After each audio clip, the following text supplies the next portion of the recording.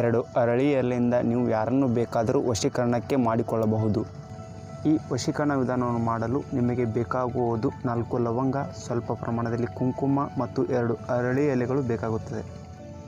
ಬನ್ನಿ ಈಗ ಈ ವಶೀಕರಣ ವಿಧಾನವನ್ನು ಹೇಗೆ ಮಾಡುತ್ತಾರೆ ಎಂಬುದನ್ನು ಹೇಳಿಕೊಡುತ್ತೇವೆ. ಮೊದಲಿಗೆ ಒಂದು ಅರಳಿಯ ಎಲೆಯ ಮೇಲೆ ನಿಮ್ಮ ಹೆಸರನ್ನು ಬರೆದುಕೊಳ್ಳಿ.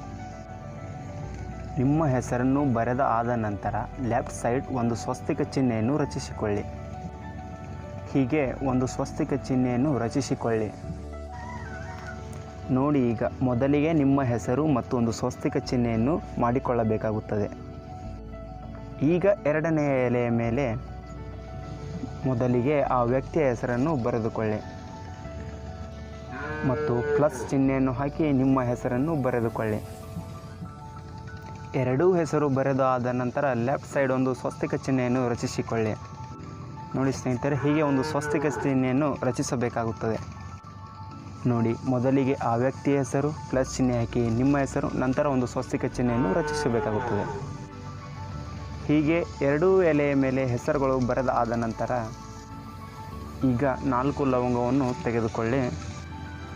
ಅದರಲ್ಲಿ 2 ಲವಂಗ ಮೊದಲನೇ ಅರಳಿಯ ಎಲೆಯ ಮೇಲೆ ಇಟ್ಟುಕೊಳ್ಳಿ ಮತ್ತು ಇನ್ನೂ 2 ಲವಂಗ ಇನ್ನೊಂದು ಎಲೆಯ ಮೇಲೆ ಇಟ್ಟುಕೊಳ್ಳಿ.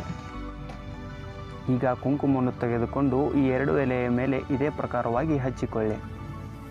ಇದು ತುಂಬಾ ಶಕ್ತಿಶಾಲಿ ಮತ್ತು ಅತ್ಯಂತ ಪ್ರಭಾವಶಾಲಿಯಾದ ವಶೀಕರಣ ತಂತ್ರವಾಗಿದೆ. ಯಾವುದೇ ಕಾರಣಕ್ಕೂ ಈ ತಂತ್ರವನ್ನು ಒಳ್ಳೆಯ ಕೆಲಸಕ್ಕೆ ಮಾತ್ರ ಉಪಯೋಗಿಸಿಕೊಳ್ಳಿ. ಹೀಗೆ ಈ 2 ಅರಳಿಯ ಎಲೆಯ ಮೇಲೆ ಲವಂಗವನ್ನು ಇಟ್ಟು ಕುಂಕುಮವನ್ನು ಹಚ್ಚಿಕೊಳ್ಳಬೇಕಾಗುತ್ತದೆ. ಹೀಗೆ ಕುಂಕುಮವನ್ನು ಹಚ್ಚಿದ ಆದ ನಂತರ ಆ 2 ಎಲೆಯನ್ನು ಒಂದರ ಮೇಲೆ ಒಂದು ಕ್ರಮವಾಗಿ ಇಟ್ಟುಕೊಂಡು ಇದೇ ಪ್ರಕಾರವಾಗಿ ನಿಧಾನವಾಗಿ ಅದನ್ನು ಮಡಿಚಿಕೊಳ್ಳಿ. ಹೀಗೆ ಮಡಿಚಿದ ಆದ ನಂತರ ಆ ಎಲೆಯನ್ನು ತೆಗೆದುಕೊಂಡು ಹೋಗಿ ಬೇವಿನ ಮರದ ಕೆಳಗೆ ಅಡ್ಡಿ ಮುಚ್ಚಿ ಬರಬೇಕಾಗುತ್ತದೆ.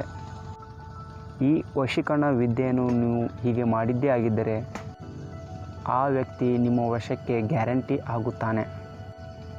ನಮ್ಮ ಈ ವಿಡಿಯೋ ಇಷ್ಟವಾದಲ್ಲಿ ಲೈಕ್ ಮಾಡಿ, ಶೇರ್ ಮಾಡಿ, ಕಮೆಂಟ್ ಮಾಡಿ ಮತ್ತು ನಮ್ಮ ಚಾನಲನ್ನು ಸಬ್ಸ್ಕ್ರೈಬ್ ಮಾಡಿ. ಧನ್ಯವಾದ.